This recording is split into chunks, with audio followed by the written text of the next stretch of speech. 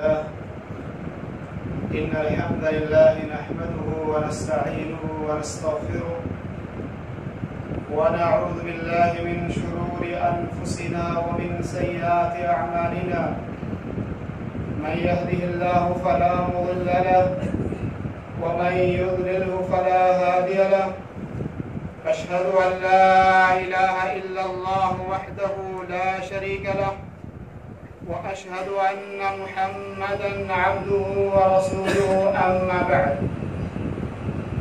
بعد فإن خير الحديث كتاب الله وخير الهدي هدي محمد صلى الله عليه وسلم وشر الأمور محدثاتها وكل محدثة بدعة وكل بدعة ضلالة وكل ضلالة في النار. أعوذ بالله السميع العليم من الشيطان الرجيم. بسم الله الرحمن الرحيم. والفجر وليال عشر. وقال عليه الصلاة والسلام: فالعمل في أيام العمل الصالح فيهن أحب إلى الله من هذه الأيام العشر. قالوا: ولا الجهاد في سبيل الله؟ قال: ولا الجهاد في سبيل الله إلا رجل خرج بنفسه وماله فلم يرجع من ذلك بشيء. اللهم صل وسلم على عبدك ورسولك ونبيك محمد صلى الله عليه وسلم. اللهم صل على محمد وعلى آل محمد كما صليت على إبراهيم وعلى آل إبراهيم إنك حميد مجيد. اللهم بارك على محمد وعلى آل محمد كما باركت على إبراهيم وعلى آل إبراهيم إنك حميد مجيد.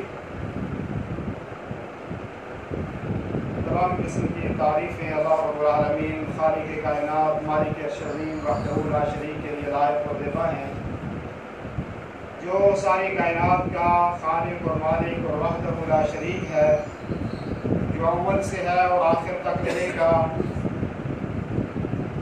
جو آسمان سے بارش برساتا ہے، زمین سے طرح طرح کی چیزیں اگاتا ہے، زمین و آسمان میں ہر چیز اسی کی تسبیح بیان کرتی ہے۔ ہم اہل ایمان اہل اسلام کو بھی یہ کہا گیا کہ وہ بھی اسی کی تعریف اور ہم کو ثنا بیان کریں۔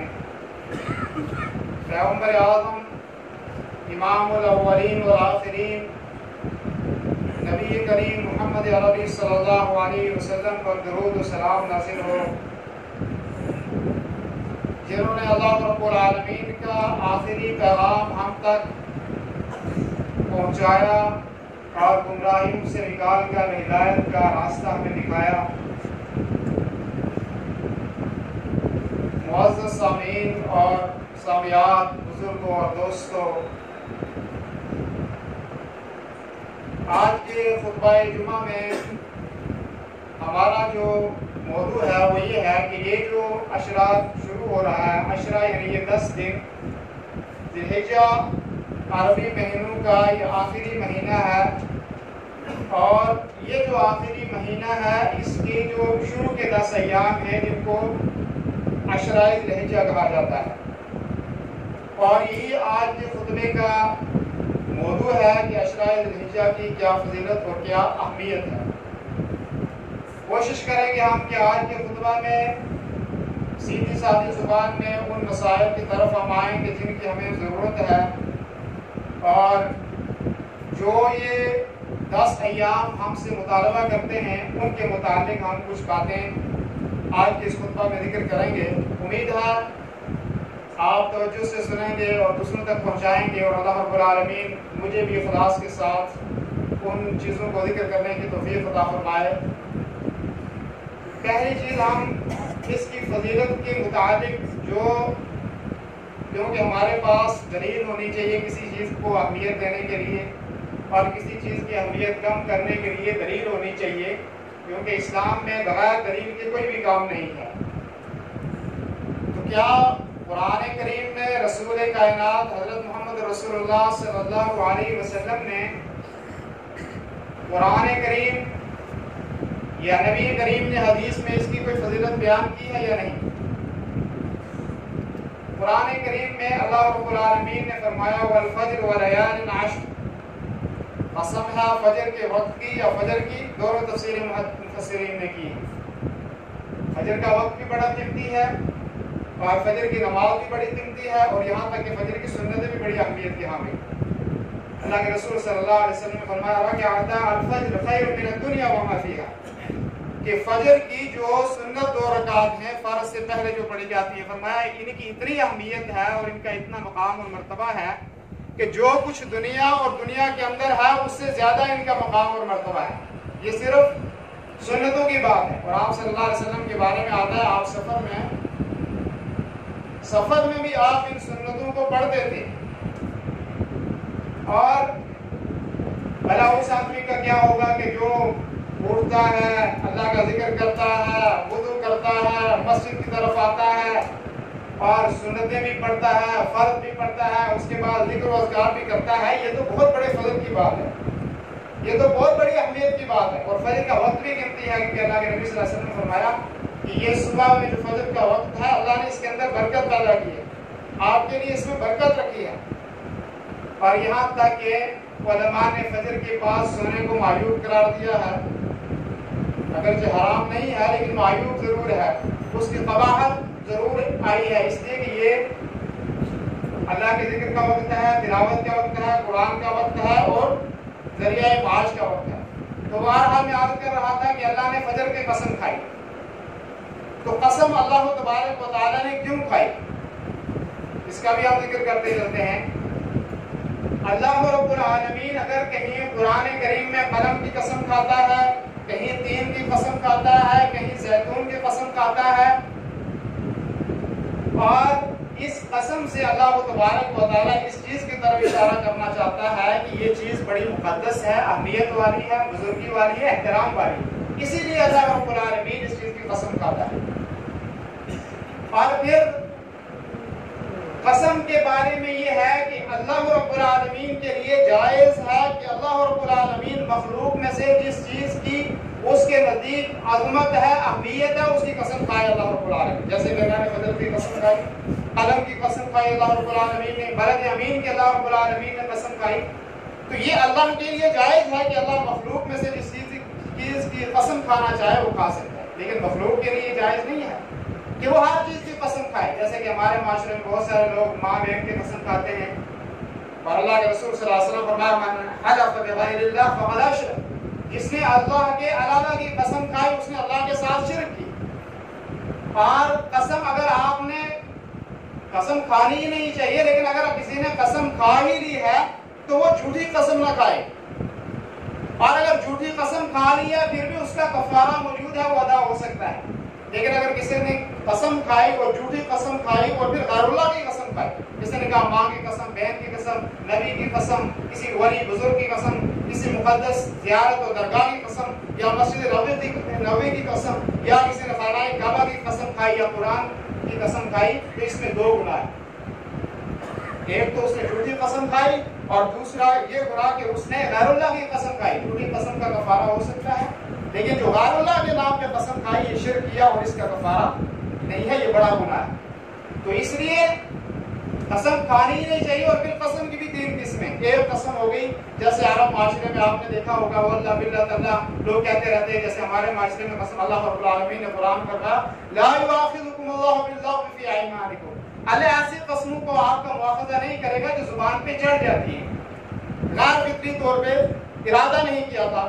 دوسری قسم کی قسم یہ ہے کہ آدمی نے یمین منعقدہ، کوئی بات متعین کر کے کسی چیز کے اوپر قسم کھائی، اور اس کا یہ ہے کہ آدمی اس کا کفارہ دے گا اور اس کا گناہ ختم ہو جائے گا انشاءاللہ۔ اور اگر کسی نے جائز مسئلے پر کھا لی ہے تو ایسی صورت میں اس کو توڑ دے، کفارہ دے دی۔ ویسے قسموں کو پورا کرنے کی فضیلت ہے، اگر صحیح کسی چیز پہ قسم کھائی ہے تو اس کو پورا کرنا چاہیے۔ قرآن کریم نے فرمایا وَيُوفُونَ بِالنَّذْرِ، کہ مومنوں کی صفات یہ ہے کہ وہ قسم کھاتے ہیں تو اس کو برا کرتے ہیں، اور تیسری قسم کی جو قسم ہے وہ سب سے خطیر اور خطرناک ہے اور وہ بہت بڑی ہے، اس کا کفارہ بھی نہیں ہے، اس لیے کہ کفارے کی حل نہیں ہے، اس کا گناہ ہی اتنا بڑا ہے کہ جس کو کھانا ہی نہیں چاہیے۔ وہ ہے عربی میں اس کو کہتے ہیں یمین غموس، وہ یہ ہے کہ میں نے یا کسی نے یہ قسم کھائی کہ یہ زمین میری نہیں تھی، میں نے کہا کہ یہ زمین میری ہے اور میں نے جھوٹی قسم اس کے اوپر کھا لی، یہ گاڑی کسی کی تھی اس کے اوپر جھوٹی قسم کھا لی، تو یہ کہتے ہیں کہ یہ قسم کبیرہ گناہوں میں سے ہے اور اس کا کوئی بھی حل نہیں ہے توبہ کے علاوہ، اور صاحب حق جس کا حق لیا ہے اس کا حق لوٹا نہ دے تب تک یہ قسم معاف نہیں ہوتی۔ یہ بہت بڑا گناہ ہے اور عظیم، اور جتنی بڑی اس کی قباحت بیان کی جائے اتنی بڑی قباحت اس کی ہو سکتی ہے، کیونکہ یہ گناہ ہی بہت بڑا ہے۔ تو بیان کر رہا تھا کہ اللہ نے قسم کھائی ہے اس میں، اور اللہ نے 10 راتوں کی قسم کھائی ہے یہاں پہ، والفجر ولیال عشر، 10 راتوں کی قسم۔ اس 10 راتوں سے مراد کیا ہے؟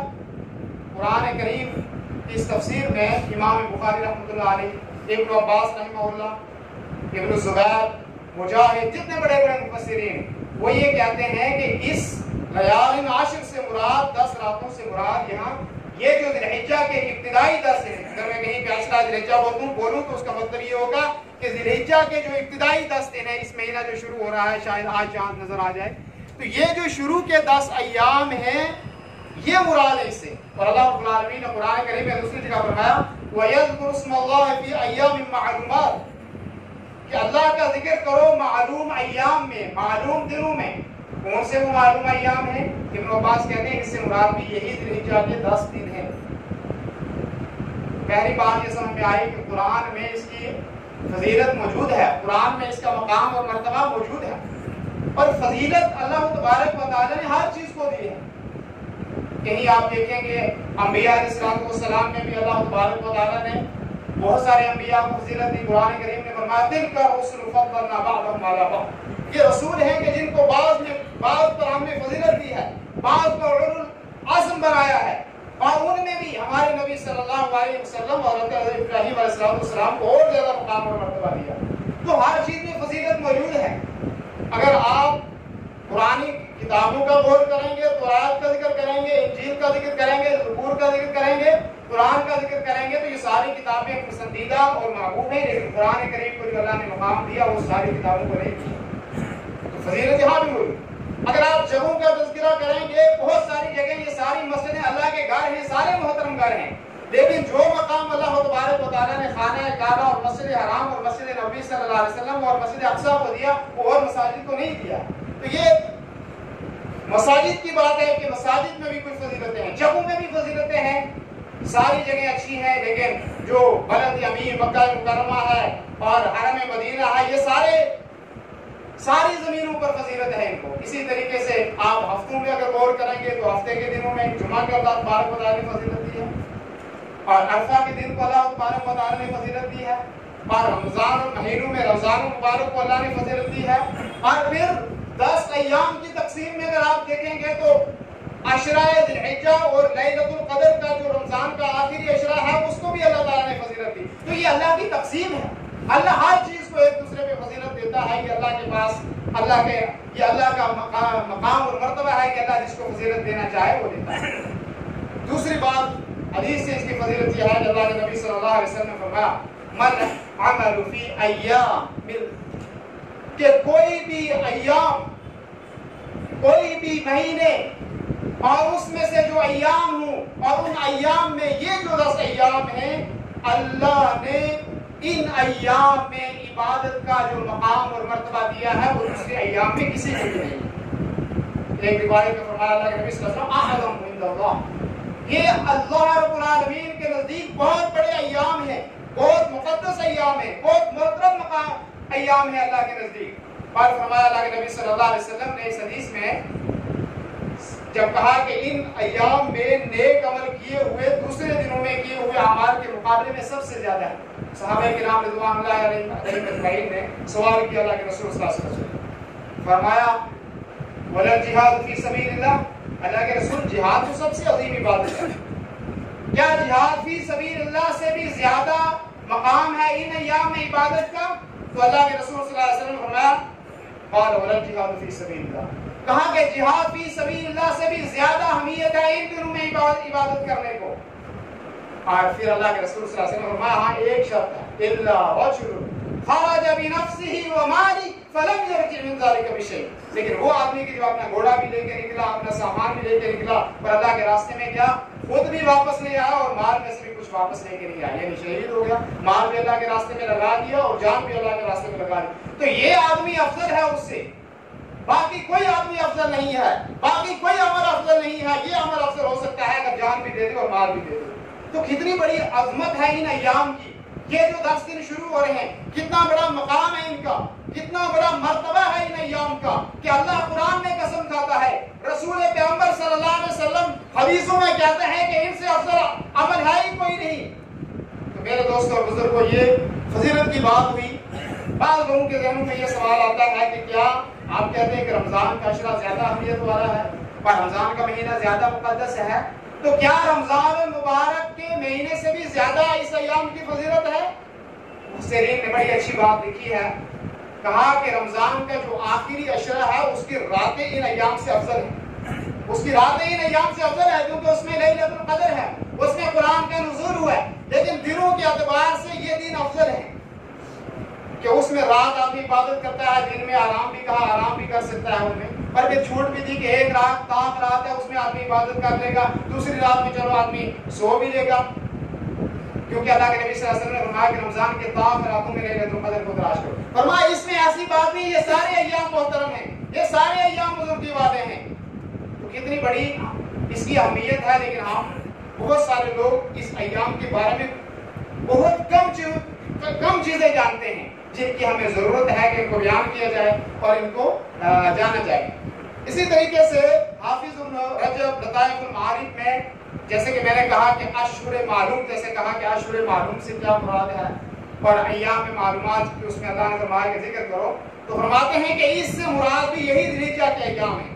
یہ جو شروع کے 10 ایام ہیں یہی مراد ہے. اور اللہ کے نبی صلی اللہ علیہ وسلم کہ صحابی حضرت جابر رضی اللہ عنہ فرماتے ہیں کہ افضل ایام الدنیا, حضرت جابر صحابی رسول ان کا یہ قول ہے, وہ کہتے ہیں کہ ان ایام کی اتنی زیادہ اہمیت اور فضیلت ہے, افضل ایام الدنیا, دنیا کے سارے ایام سے زیادہ افضل ایام یہ ہے جو ابھی شروع ہو رہے ہیں. شاید آج چاند نظر آ جائے, تو یہ ایام جو شروع ہونے والے ہیں سارے دنیا کے ایام سے ان کی زیادہ اہمیت ہے.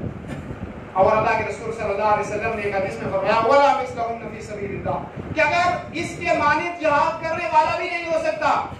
جیسے کہ شرط ہے, اگر کوئی شرط پوری کرے گا تو ٹھیک ہے, لیکن اگر وہ شرط پوری نہیں کر سکتا تو پھر وہ مقام اور مرتبہ بھی اتنا زیادہ افضل نہیں ہے جتنا ان دنوں میں عبادت کا مقام اور مرتبہ زیادہ افضل ہے. آگے انشاءاللہ اس کی وضاحت ہم کریں گے کہ ایام میں کیا کیا کرنا چاہیے. عبداللہ ابن عباس رضی اللہ عنہ فرماتے ہیں ما من ایام اعظم عند اللہ, کہ اللہ کے نزدیک ان سے زیادہ اعظم بہت بڑا صیغہ ہے کہ بہت زیادہ اہمیت اور بہت بڑی چیز, گویا کہ اللہ کے عطا ہے. اللہ کے رسول صلی اللہ علیہ وسلم نے فرمایا کہ ان ایام سے زیادہ عظیم دن اور کوئی نہیں ہے. فرمایا ولا احب الیہ, اور اللہ کے ہاں یہ اور محبوب بھی ہیں, اللہ کو یہ ایام پسندیدہ بھی ہیں.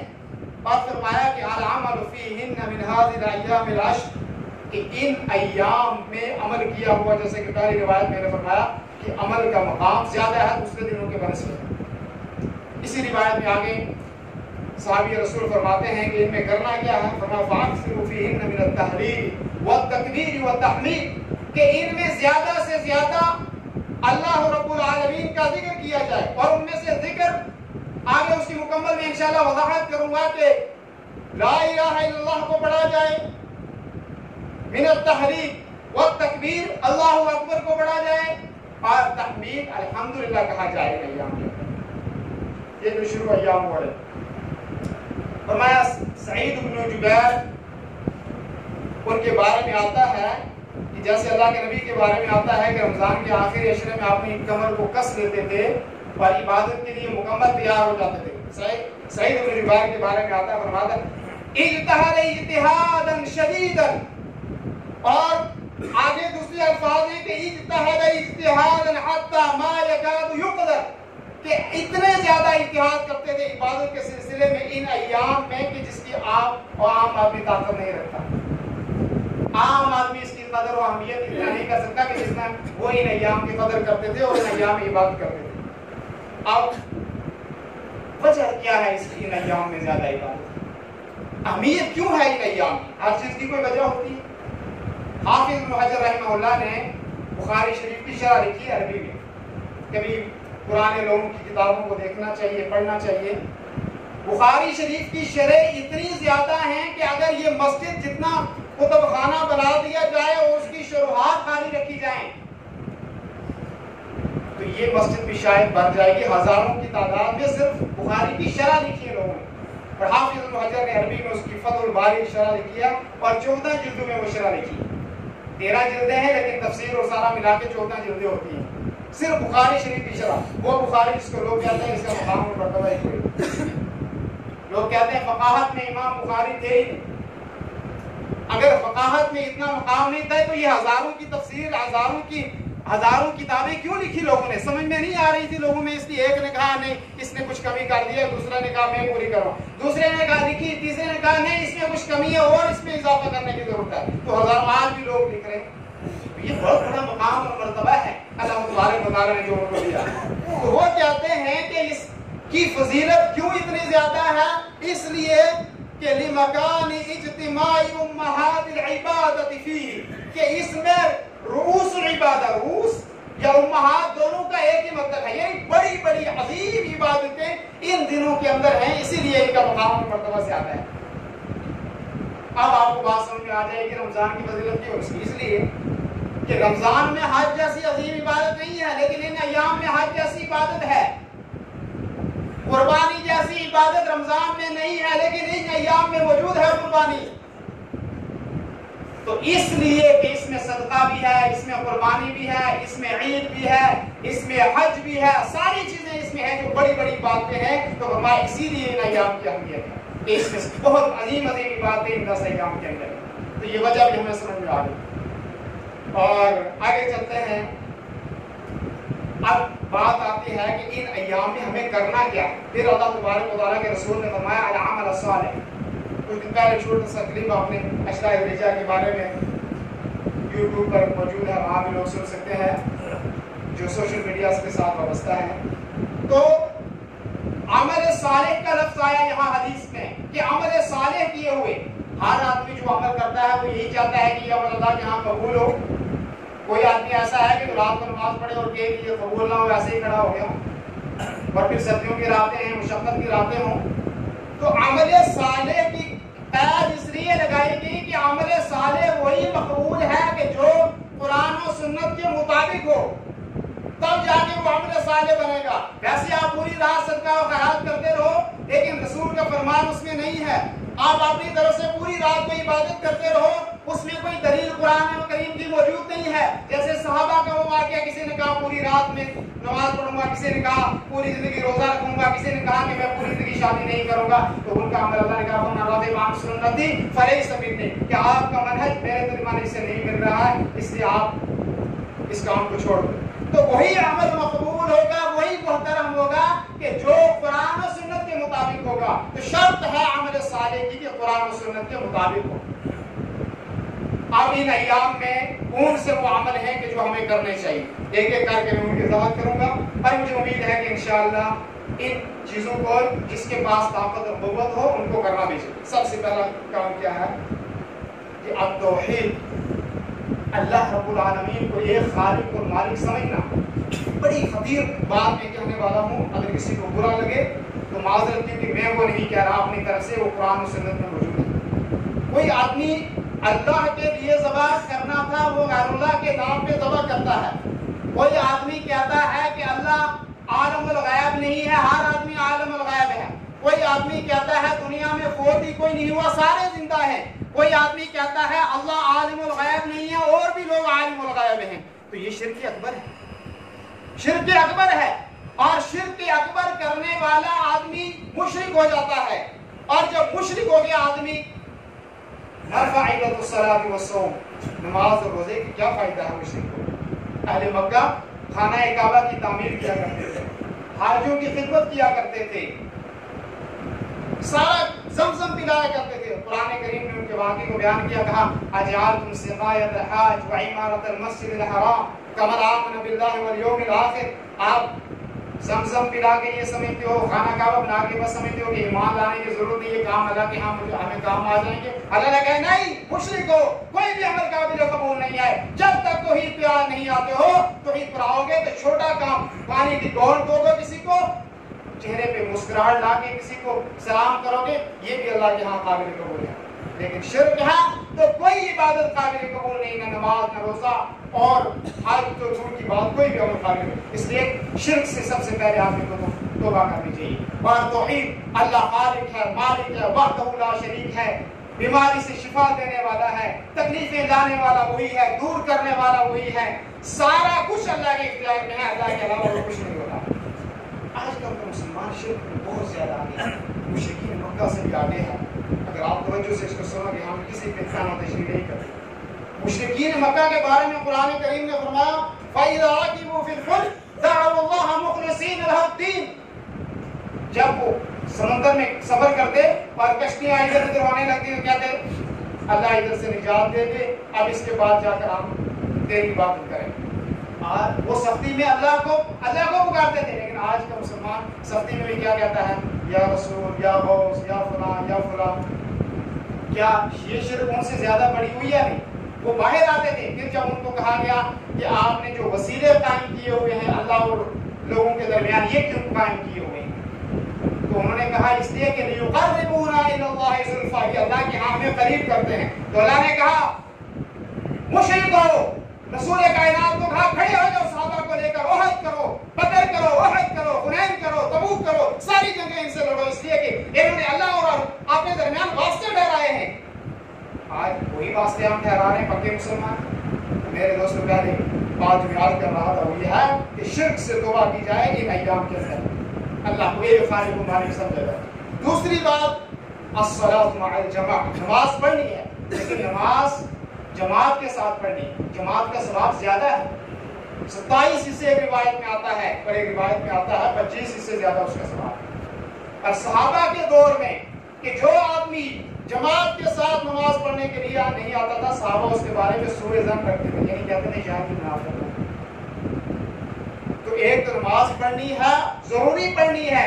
بہت سارے لوگ گھر والا پڑھتا ہے تو بیوی نہیں پڑھتی، بیوی پڑھتی ہے تو گھر والا نہیں پڑھتا، باپ پڑھتا ہے تو بچے نہیں پڑھتے۔ جب تک آدمی کی زندگی میں نماز نہیں آئے گی بھول جائیں گے کامیابی ہمیں ملے، بھول جائیں گے۔ اور پھر نماز وہ نماز نہیں کہ ارادہ ہوا تو پڑھ لی، قرآن کہتا ہے فَوَيْلٌ لِّلْمُصَلِّينَ، نماز پڑھتے ہیں لیکن سستی کے ساتھ، کاہلی کے ساتھ، دل سے شوق اور رغبت نہیں ہے، فرمایا ان کے لیے بھی ویل ہے، پڑھ رہے ہیں پھر بھی ویل ہے، جہنم ہے ان کے لیے، ویل جہنم کی ایک قسم ہے، فرمایا ان کے لیے ویل ہے، پڑھتے ہیں لیکن سستی کے ساتھ، شوق اور رغبت سے پڑھنا، خوشی سے پڑھنا ہے، عبادت سمجھ کے پڑھنا ہے۔ اور پھر یہ تو فرض نماز ہوتی، پھر نوافل کا اہتمام کرے آدمی زیادہ سے، نفل پڑھے، رات کو اٹھے، قیام الليل کرے، تہجد پڑھے، وتر کی نماز کا اہتمام کرے، فرض کے ساتھ ساتھ نفلی نماز کا بھی اہتمام کرے۔ نمبر 2، روزہ رکھنا۔ اس ایام میں پورے جو 10 ایام ہیں، کیونکہ 9 کو 10 کو عید ہے، یہ 9 ایام ہیں، ان 9 ایام میں پورے دنوں میں روزہ آپ رکھ سکتا ہے۔ کسی کے اگر روزے چھوٹ گئے، ہم بیمار تھا، وہ ان ایام میں رکھی کیونکہ اس کا مقام بہت بڑا ہے۔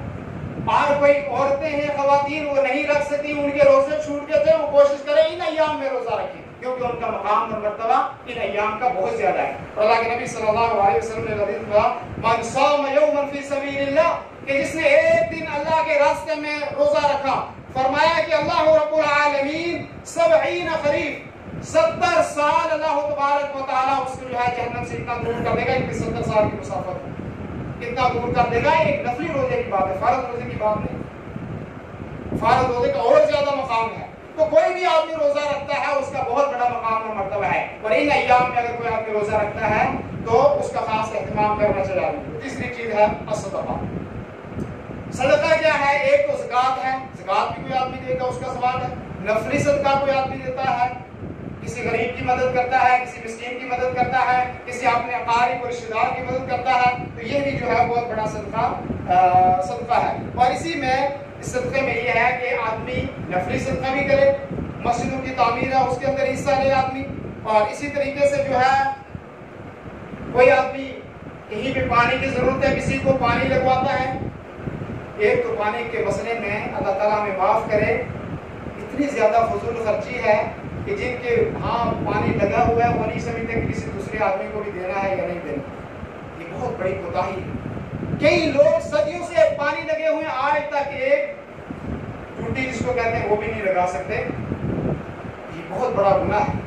عرب دنیا میں جو لوگ گئے ہیں دیکھا ہے کہ لوگوں نے پانی لگا کر وقف کیے ہوئے کہ لوگ پئیں یہاں سے، پر امام قرطبی رحمہ اللہ نے بڑی بات لکھی، اچھی بات لکھی کہ اگر آدمی کوئی گناہوں کو معاف کروانا چاہتا ہے تو لوگوں کو پانی پلائے، لوگوں کو پانی پلائے، جانوروں کو، انسانوں کو، جس چیز کو۔ اور میں نے عرب دنیا کی بہت اچھی چیزیں دیکھی کہ وہ اپنے لنگروں پہ چڑیا اور دوسرے جانوروں کے لیے خصوصی طور پہ پانی وہاں پہ رکھتے ہیں کہ یہاں سے پانی پئیں گے جانور۔ میرے دوست بزرگوں یہ بہت بڑا قرآن کو واقعہ یاد ہوگا کہ ایک عورت نے کتے کو پانی پلایا تو اس کی وجہ سے اللہ تبارک و تعالیٰ اس کو جنت دی۔ یہ باتیں چھوٹی نہیں ہیں، ان ایام میں اس کا خیال رکھا جائے، اطعام الطعام، کھانا کھلایا جائے، اور فرمایا اللہ کے نبی صلی اللہ علیہ وسلم نے کہ جو لوگوں کو کھانا کھلائے گا اس کے لیے جنت میں جانے آسان ہو جائے گا۔ مختصر میں اشارہ کر رہا ہوں۔ صلۃ الرحم، جو قریبی رشتہ دار ہیں، آپ کے بھائی ہیں، بہن ہیں، قریبی رشتہ دار ہیں، ان کے ساتھ آپ اچھا برتاؤ کریں۔ عیادت المریض، جو بیمار ہیں ان کی یاد، اللہ کے نبی صلی اللہ علیہ وسلم نے مریضوں کی عیادت کرنے کو حق قرار دیا ہے ایک دوسرے کے اوپر، تو مریضوں کی عیادت اس اشرے میں زیادہ کی جائے۔ اور اللہ کے نبی صلی اللہ علیہ وسلم نے ایک حدیث میں فرمایا کہ من عاد مریضا، کہ جو آدمی کسی مریض کی عیادت کرتا ہے، لم یزل فی غرفۃ الجنہ، کہ وہ لگاتار غرفۃ الجنہ میں ہوتا ہے۔ صحابہ نے پوچھا وما غرفۃ الجنہ، کہا کہ غرفۃ الجنہ سے کیا مراد ہے؟ کہا جناح، کہا جناح ہے کیا ہے؟ کہا کہ جب تک وہ مریض کے پاس بیٹھا رہتا ہے وہ اپنے لیے جنت کے پھل جمع کرتا رہتا ہے، جب تک وہ مریض کے پاس بیٹھا رہتا ہے۔ مریض کی عیادت کرنے کا بہت بڑا مقام اور مرتبہ ہے، اور اللہ کے نبی صلی اللہ علیہ وسلم کہا کہ کوئی صبح کو عیادت کرتا ہے، شام تک 70,000 فرشتے اس کے لیے دعائیں کرتے رہتے ہیں۔ شام کو اگر کرے گا تو صبح تک 70,000 فرشتے اس کے لیے دعائیں کرتے رہتے ہیں، صحیح حدیث ہے۔ اور پہلے مجھے یاد ہے کہ ہم بچپن میں جب تھے ہاسپٹل میں جایا کرتے تھے، کچھ لوگ یہاں پہ ان کا معمول ہوتا تھا صبح اور شام ضرور وہ مریضوں کو کچھ نہیں دے سکتے تھے، لیکن گزرتے ہوئے کیا حال ہے آپ پوچھتے اور گزرتے رہتے تھے۔ میرے دوستوں اس چیز کا بھی اہتمام کرنا چاہیے، یہ صرف عیادت کی بات ہے، ان کو خرچ کرنا، ان کی صحت کا خیال رکھنا، بچوں کی صحت کا خیال رکھنا، یہ چیزیں ان کا مقام اور زیادہ بڑا ہے، ان کا مرتبہ اور زیادہ بڑا ہے۔ اور اسی طریقے سے پانچواں عمل جو میں آپ کے سامنے عرض کر رہا ہوں وہ تلاوت، قرآن کریم کی تلاوت۔ رمضان ختم ہو گیا، کسی آدمی نے قرآن کریم کی لگاتار تلاوت آدمی نہیں کر سکتا، رمضان میں قرآن ختم کیا تھا، اس کے بعد وقت نہیں ملا، تو یہ جو 10 ایام ہیں، ان 10 ایام میں آدمی کوشش کرے کہ قرآن کریم ختم کرے، اور اگر قرآن کریم ختم نہیں کر سکتا تو کم از کم یہ کوشش کرے کہ 10 دنوں میں 10 پارے تو آدمی ختم کر لے۔ تو قرآن کریم کی تلاوت کا بہت بڑا مقام اور مرتبہ ہے، میں خالی اشارہ کر رہا ہوں وقت کی مناسبت کی وجہ سے۔ پھر اس میں جیسے کہ حدیث میں آیا کہ اس میں ذکر کرو زیادہ سے زیادہ، اور ذکر کے اندر میں نے کہا ابن عمر اور حضرت ابو ہریرہ کے بارے میں آتا ہے کہ یخرجان الی السوق، کہ وہ بازار کی طرف نکلتے تھے، فیکبران، وہ تکبیریں پڑھتے تھے، اور اعلیٰ صوت کے ساتھ، اونچی آواز کے ساتھ تکبیریں پڑھا کرتے تھے۔ وہ ان ایام میں عورتیں بھی پڑھیں لیکن وہ آہستہ آواز کے ساتھ پڑھیں۔ مرد بازاروں میں چلتے ہوئے تکبیرات کیا ہیں؟ ایک تکبیرات یہ ہیں جیسے میں نے کہا کہ لا الہ الا اللہ پڑھے آدمی، اللہ اکبر کے یہ تکبیر ہے، اور ایک خاص تکبیریں ہیں جو اللہ اکبر لا الہ الا اللہ واللہ اکبر اللہ اکبر وللہ الحمد۔ اور پھر اس میں بھی دو قسمیں ہیں، ایک تو یہ ذکر عام ہو گیا کہ پورے دنوں میں پڑھنا، ایک ذکر خاص ہے، وہ یہ ہے کہ 9 ذی الحجہ کو فجر کی نماز کے بعد آپ نے بلند آواز کے ساتھ یہ تکبیریں پڑھنی ہے، اور یہاں تک کہ پھر 13 ذی الحجہ تک عصر کی نماز تک آپ نے ان تکبیرات کو پڑھنا ہے، اللہ اکبر لا الہ الا اللہ واللہ اکبر اللہ اکبر وللہ الحمد، اگرچہ اس کے الفاظ بہت زیادہ الگ الگ الفاظ بھی موجود ہیں۔ اور پھر اس میں ایک اور عمل ہے جو خاص کرنا چاہیے، اور مجھے امید ہے انشاءاللہ آپ تمام اس کے اوپر عمل کریں گے، وہ ہے 9 ذی الحجہ کا روزہ، 9 ذی الحجہ کا یا عرفہ کا روزہ۔ اس میں اختلاف ہے کہ کیا عرفہ ہی کے دن روزہ رکھنا ہے جو حاجی عرفات میں ہوں، یا جو ہمارے ہاں 9 ذی الحجہ ہے۔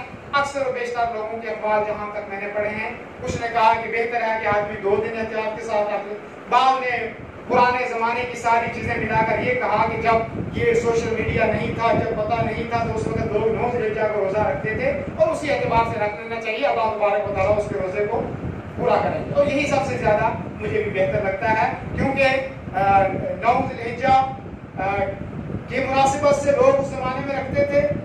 कोई सोशल मीडिया नहीं था, कोई पता नहीं था कि अरफा किस दिन है, चाँद नजर आया या नहीं आया है। तो इसलिए 9 ज़िलहिज्जा के रोजे के बारे में या अरफा के रोजे के बारे में अल्लाह के नबी सल्लल्लाहु अलैहि वसल्लम ने फरमाया कि ये एक साल जो पिछला गुजर गया है और एक साल जो आने वाला है, इसके गुनाहों का कफारा है सिर्फ एक दिन रोजा रखना। 2 साल के गुनाहों की माफी है एक दिन रोजा रखने में। तो ये जो एक दिन का रोजा है, आपने कोशिश करे कि ईद से 2 दिन पहले आपने सारी जरूरियात पूरी कर ले और 9 तारीख को अपने घर में एक दिन नौकरी से छुट्टी ले ले और इस दिन घर में बैठ के आपने रोजा रखें, सब फैमिली वाले रोजा रखें। कितना बड़ा इसका मकाम और कितना बड़ा मर्तबा है। तो मेरे दोस्त और बुजुर्ग, इस चीज़ का भी आपको ख्याल रखना जरूरी है। इसी तरीके से कुर्बानी का मजा है अय्याम में, जिसके पास अल्लाह ताला ने ताकत और कुव्वत दी है और कुर्बानी के मसाइल इंशाअल्लाह अगले खुतबों में आप शेख साहब से सुनेंगे। तो कुर्बानी जो है बहुत बड़ी अजीम इबादत है। उस कुर्बानी को भी आप जो है कुर्बानी भी करें। और एक आखिरी अमल जो है, और भी बहुत सारी चीज़ें हैं, लेकिन मैं आखिरी चीज़ जो आपके सामने अर्ज करूँगा वो ये है कि अल्लाह के नबी सल्लल्लाहु अलैहि वसल्लम ने फरमाया कि इज़ा रअयतुम हिलाल ज़िलहिज्जा व अरादा अहदुकुम अन युज़ह्हि फलयुमसिक अन शअरिही व अज़फारिही, कि जो आदमी से मुस्लिम शरीफ की रिवायत है कि जो आदमी आप में से ये इरादा करता हो कि मैंने कुर्बानी करनी, तो वो आदमी ज़िलहिज्जा का चाँद नजर आने के बाद अपने बाल भी ना काटे और अपने नाखून भी ना काटे। और दूसरी रिवायत में है कि अपनी चमड़ी से भी कुछ न ले। बाद में कहा कि कुछ लोग चमड़ी, नाखून की चमड़ियाँ हैं, बाद लोगों ने इसकी तरफ इशारा किया, कहा कि लोग दांतों से काटते रहते हैं, बाल जो है होंठों से जो है काट लेते हैं। तो फरमाया कि इससे मुराद ये है कि आदमी चमड़ी से भी कुछ न ले। तो जो आदमी कुर्बानी के, जो लोग कुर्बानी का इरादा रखते हों कि चाहते हों कि हमने कुर्बानी करनी है, तो ये कोशिश करें कि अगर आज चाँद नजर आ जाए शाम को, तो आज के बाद अपने बारे पर आपने जो है नाखूनों को ना काटे। बाकी ये हुई फजीलत है इस अय्याम के बारे में। अब बहुत सारी चीज़ें हैं कि जो हमें रुकना चाहिए इन अय्याम में। उनमें से सबसे पहली चीज़ ये मैं कोशिश करूँगा कि आप तौबा और इस्तिग़फ़ार आदमी ज़्यादा से ज़्यादा करें। बहुत बड़ा है तौबा और इस्तिग़फ़ार के असबाब। आदमी गुनाहों से तौबा करे, जो गलत काम है उनको छोड़ दे। कोई आदमी जो है नशा आवर है तो नशे को छोड़ दे, हमेशा के लिए छोड़ दे, लेकिन इन अय्याम में खुसूसी छोड़े। इसी तरीके से ग़ीबत करता है तो वो आदमी ग़ीबत ना करे इन अय्याम में। चुगलखोरी करता है कोई, तो चुगलखोर के लिए जहन्नम है, उस चीज़ से तौबा करे। आदमी गाली गलौज ना करे, किसी को फजूल बातें ना करे। बेहयाई और गाने का जो माहौल आजकल के दौर में नौजवान नस्ल के अंदर चल पड़ा है, और इन चीज़ों को भी आदमी छोड़। ये बहुत सारी चीज़ें थी कि जो इस इन अय्याम की फजीलत के ताल्लुक से मैंने इख्तिसार के साथ आपके सामने रखी। अल्लाह रब्बुल आलमीन से दुआ करें कि अल्लाह रब्बुल आलमीन मुझे और आप सबको अमल की तौफीक अता फरमाए। अल्लाह रब्बुल आलमीन हमें ये 10 अय्याम नसीब करे। अल्लाह रब्बुल आलमीन ये 10 अय्याम हमें इनमें बात करने की तौफीक अता फरमाए। ज़्यादा से ज़्यादा जो नेकी के काम हैं, अमाल सालिह हैं, सालिहा हैं, उनको करने के रब्बुल आलमीन हमें तौफीक अता फरमाए। बारकल्लाहु लना व लकुम फ़िल क़ुरआनिल अज़ीम व नफ़अना व इय्याकुम बिल आयाति व ज़िक्रिल हकीम। इन्नहु तआला जवादुन करीमुन मलिकुन बर्रुन रऊफ़ुर रहीम। व अक़ूलु क़ौली हाज़ा व अस्तग़फ़िरुल्लाह इन्नल्लाह हुवल